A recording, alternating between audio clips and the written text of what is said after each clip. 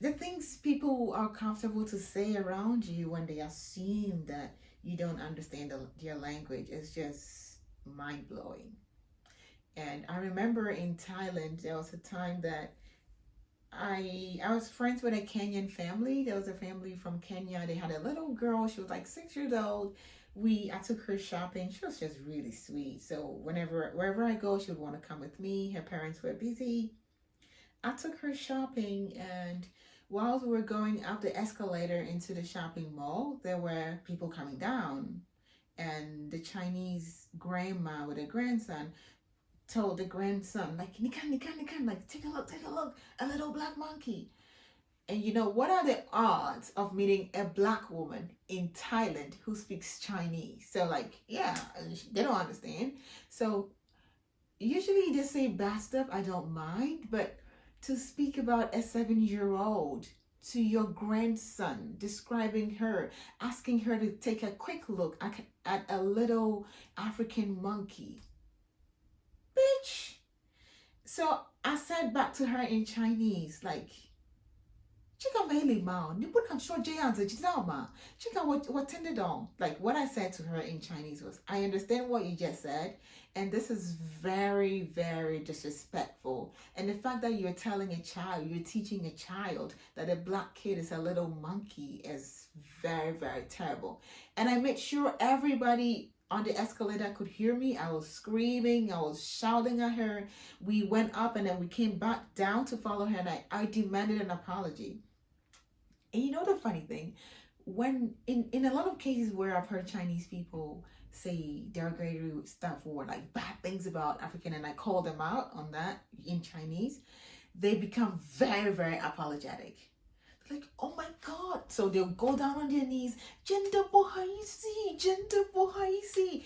What it means is, I'm truly sorry. I am truly, truly sorry. And then sometimes I'm like, bitch, if I hadn't caught you, you would not be sorry. So I'll say back to them in Chinese, like, you're sorry. Go say sorry to your mom, not me. Like, I'll say that to them in Chinese. But they become very, very apologetic. So this grandma was just on her knees in this big Thailand supermarket, and she was just really apologizing. And you could see that grandson had no idea what was going on. All he sees is grandma on her knees. So I tell the son, the child, that she is human. She is not a monkey. And people from Africa are not animals. They are humans, just like you. We are different. When you go to Africa, I'm sure people will look at you because you're different, but it does not mean you are a monkey or you're less of human. And then the child was like, how the, which means like, okay, or I understand, I hear you. And then he held the grandma, nine, like, let's go, grandma, let's go, grandma. Child, hold on, your grandma owes this child an apology, and she's not leaving until that child is satisfied. The child was a little confused, a little girl. She's crying like, on April, what's happening? I'm like, this grandma needs to apologize to you. I'm not about to tell you what she did, but trust me, she needs to apologize to you. So, yeah, that was the whole incident in the Thailand supermarket. Now back to China. No, back to hair. So you would put your water. Oh my God, it dries so quickly. I'm gonna put it back. So I spit water into it. I massage the water into it, and then I put my product. When I'm putting in my product, I would put the water-based product first. So I have moisturizers that are water-based, and I have one that is oil-based. So I'll put the water-based first. Also massage it gently so that I make sure every part of the hair has a product in it. You would think that doing this means you're going to use so much product, right? It does not. Actually, I just noticed that all the products I use some of them are even over a year. And these are products that I bought in almost every single country I went to. So my water-based moisturizer, I bought that in China. It sucks. It's one of the most common brands. It sucks. And then I have the oil-based, which I bought in London. And then I have this other moisturizer, which I bought here in Toronto in Canada. And then I have this concoction that I made that I'm so proud of. So this is a mixture of raw shea butter from Ghana, and also another shea butter infused product that a friend got me from Congo, and then Jamaican black castor oil. So I made this concoction and I'm so proud of it. Like two products from two strong African countries, Ghana and Congo, and then also Jamaican black castor oil. I don't know if it's from Jamaica, but yes. But I think that one thing I'm so proud of, I'm so happy about, is this product my friend gifted me from Brazil. So my hair is just really enjoying a lot of multicultural products. And trust me, when it comes to hair products, Brazilians have the best in the world. The best hair products come from Brazil. Trust me. So I am so happy that she gave me this to try. I've been using it for almost over a month now. My hair loves it. I was talking to her about products actually, and then she says, I said, oh, there's some products that I'm trying. I'm still testing to see if it works. And then she says to me, if a product is good for your hair, immediately you put it in it, your hair would respond to it. And you know, I hadn't really thought about it. Just like in a relationship, when someone is for you, you don't need a year to figure it out. Like, this is the one, or, you know, you would know. And so I remember the first time I used this in my hair literally succumbed to this product. It was so soft and so defined. I was like, yeah, this is it. I love you, Brazil. Like, I love Brazil and everything they stand for when it comes to hair. Okay, so I'll put that product, and then I'll put the oil-based product, massage it rub it in my hands, and also just massage it gently. I don't put too much. Now, when you're putting products in your hair, be sure to focus more on your ends, because your ends are like the oldest part of your hair.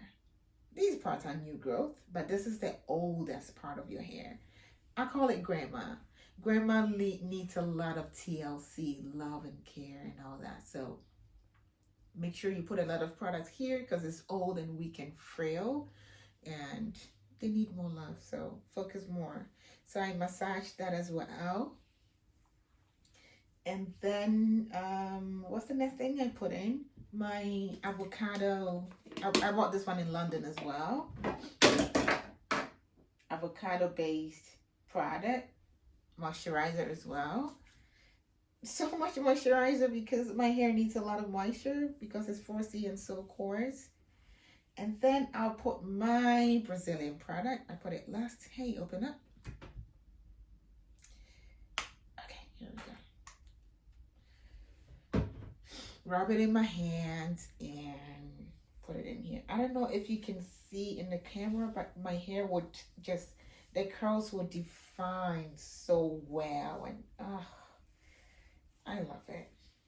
And if you watch my previous videos, I do not comb my hair. I do finger detangling. So whilst I do it, I make sure that my hands go through them, and you would see that it's all really separated. Like, it's not, oh, what's my gel?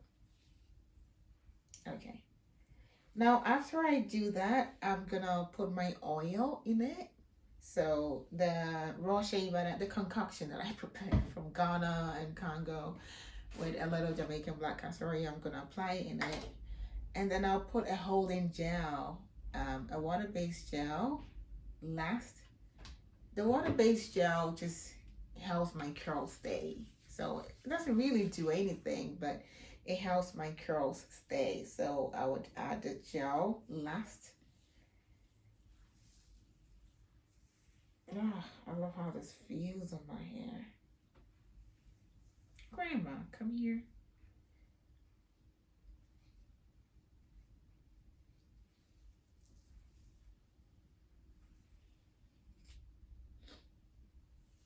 Okay, I put the gel, and what I do is I do a three strand, like box braid, 3-strand twist. Usually, before I used to do 2 strands, but I don't like the curls that come out. 3 strands are easy because it holds them in place, and also I like the curl definition when it dries up. So I'll just split it into 3 and just braid it down. That's all I'm gonna do. And that's all I do for the entire hair.